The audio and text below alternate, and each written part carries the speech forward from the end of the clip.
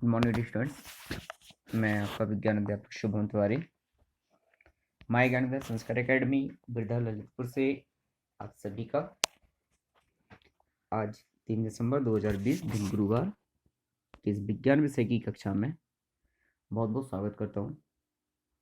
विद्यार्थियों, कल की वीडियो क्लास के माध्यम से हम लंबाई से संबंधित जुड़ी हुई और दूरी से जुड़ी हुई मापन की कुछ इकाइयों के बारे में हमने अध्ययन किया था, छोटी बड़ी इकाइयों के बारे में। अब बात करते हैं यहाँ पर किसी भी वस्तु के क्षेत्रफल एवं उसकी माप कैसे निकालेंगे। आयतन किसे कहते हैं, आयतन की माप कैसे निकालते हैं, फिर द्रव्यमान का मापन और उसके कौन कौन से उपकरण हैं।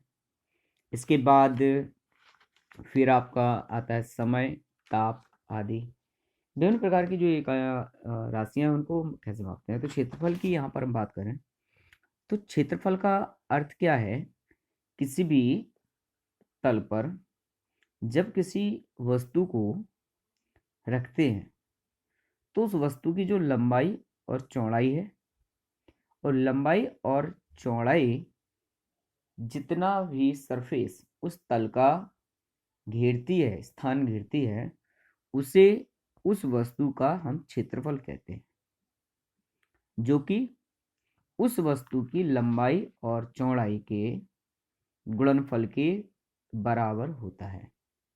जैसे ये मैथ की जो बुक आप देख रहे हैं रखी हुई है यहाँ पर, इसकी ये लंबाई है और ये इसकी चौड़ाई है। तो इसके द्वारा इस सरफेस की अगर हम बात करें कितना स्थान इसने घेरा, ये हिस्सा इसने यहाँ पे इतना हिस्सा इसने घेरा हुआ है। तो ये जो हिस्सा यहाँ पे ऐसा जो घेरा हुआ था, इसी को हम इस पुस्तक के द्वारा घेरा गया स्थान कहेंगे, यानी इसका क्षेत्रफल कहेंगे। तो किसी भी वस्तु का क्षेत्रफल उस वस्तु की लंबाई और चौड़ाई के गुणनफल के बराबर होता है। लूडो, चौक का डिब्बा, पेंसिल बॉक्स, टिफिन का डिब्बा, पाउडर का डिब्बा, बॉक्स आदि वस्तुओं को जब आप अगर आप देखें तो इनमें कुछ तल होते हैं। जैसे कि ठोस वस्तु के कई तल होते हैं, आयताकार तथा वर्गाकार जो गुटका होता है उसके 6 तल होते हैं।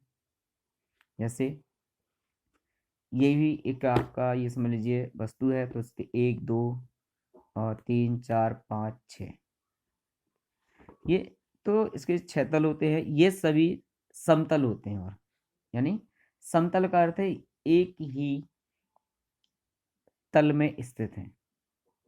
कमरे में बिछाई जाने वाली आपने दरी, कारपेट वगैरह देखी होगी कि जो उसकी माप होती है वह कमरे के फर्श के लंबाई और चौड़ाई के बराबर ही होती है। जितना कमरे का फर्श का क्षेत्रफल होता है उतने ही दरी की भी होती है, दरी का फैला होता है, जिससे कि वह दरी या वह कारपेट उस कमरे के फर्श को पूर्णतः ढक ले। तो इसी प्रकार से जब किसी वस्तु का फैलाव इस प्रकार हो कि वह उतने तल को पूर्ण रूप से ढक लेती है, वही फैलाव ही, वही विस्तार ही उस वस्तु का क्षेत्रफल कहलाता है। अब ठोस वस्तु के जो तल होते हैं उसके जो क्षेत्रफल होते हैं उसका जो लंबाई चौड़ाई का गुणनफल होता है उसके बराबर होता है। जब यह लंबाई और चौड़ाई दोनों बराबर हो जाती हैं तो वह वस्तु वर्गाकार हो जाती है। तो वर्ग का जो क्षेत्रफल होता है लंबाई चौड़ाई के गुणनफल के बराबर होता है, तो लंबाई चौड़ाई यहाँ पर बराबर होती है, इसलिए भुजा स्क्वायर वर्ग का क्षेत्रफल मापा जाता है। अब जानते हैं कुछ ऐसी इकाइयां जिनका हम प्रयोग अपने फील्ड में करते हैं। खेत को मापने के लिए किया जाता है। आपने देखा होगा खेत की जो माप होती है वो एयर, हेक्टेयर, एकड़ में होती है, डेसिमल में होती है। तो यहाँ पे 1 एयर बराबर 100 वर्ग मीटर होता है।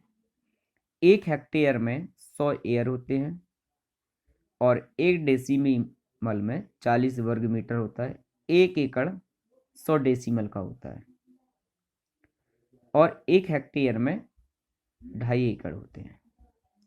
तो ये खेत मापने की कुछ इकाइयाँ हैं। इसी प्रकार आयतन की बात करें तो वस्तुओं को इस प्रकार से देखें कि कौन सी वस्तु कम जगह और कौन सी वस्तु अधिक जगह घेरती है। जब हम देखते हैं कि छोटी वस्तुएं कम स्थान घेरती हैं, बड़ी वस्तुएं अधिक स्थान घेरती हैं, तो उस वस्तु का किसी वस्तु द्वारा घेरे गए स्थान को उस वस्तु का आयतन कहते हैं और उस वस्तु का आयतन उसकी लंबाई, चौड़ाई और ऊंचाई के गुणनफल के बराबर होता है।